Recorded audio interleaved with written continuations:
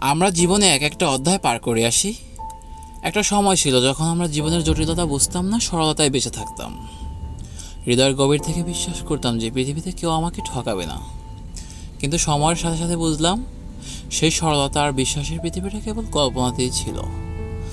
প্রথমবারের মতো যখন ঠকেছি তখন হৃদয়ে একটি দাগ কেটেছিল আর উপলব্ধি হলো পৃথিবীতে সবাই ভালো নয়, এখানে মানুষ যেমন ভালো তেমন নিষ্ঠুর। একটা সময় ছিল যখন আমরা আবেগেই ভেসে বেড়াতাম। কাউকে ভালোবাসলে নিজের সর্বস্ব দিয়ে সব কিছু দিয়ে ভালোবাসতাম। মনে হতো ভালোবাসায় কোনো ভুল বা কোনো দোষ থাকতেই পারে না। কিন্তু ভুল সেই মানুষের কাছেই সেই ভালোবাসা উজাড় করে দিয়ে বুঝলাম ভুলটা মানুষের, ভুলটা সময়ের, কিংবা ভুলটা আমার আবেগের। সেই ভুল, সেই তীব্র কষ্ট আমাকে বদলে দিল। ধীরে ধীরে আমার আবেগগুলো নিস্তেজ হলো।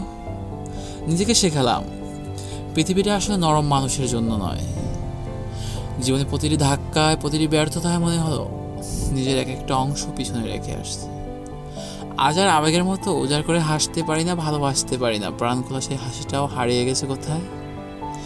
একসময় যে পৃথিবীটাকে এত সহজ সরল ভাবতাম, সেই পৃথিবীটা কত কঠিন। এখানে সবাই অভিনয় করছে, কেউ হাসছে, কেউ কাঁদছে। আর আমিও সেই অভিনয়ের এক অংশ হয়ে গেছি। আমাদের এই বদলে যাওয়া আসলে জীবনের একটা রূপ, জীবনের একটা অংশ। যে যত বেশি ধাক্কা খেয়েছে সে তত বেশি বদলেছে। প্রতিটি অভিজ্ঞতা আমাদের ভেতরের সরলতাকে একটু একটু করে চুষে নিয়েছে। আর আমরা নিজের অজান্তেই বদলে গেছি। এই বদলে যাওয়ার মাঝেই হয়তো জীবনের আসল অর্থ লুকিয়ে আছে।